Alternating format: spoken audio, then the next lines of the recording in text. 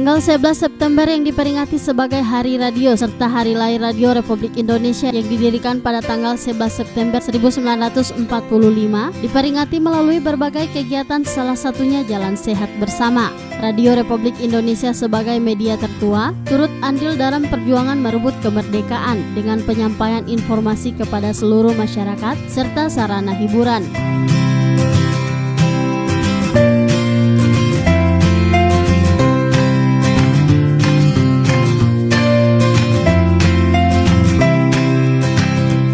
Pada peringatan Hari Radio di Gorontalo, turut dihadiri oleh Gubernur Gorontalo Dr. Andes Haji Rusli Habibie MAP, Wali Kota Haji Martin Taha SE MFDF, Bupati Gorontalo Utara Haji Indra Yasin, unsur Forkopimda, serta undangan lainnya.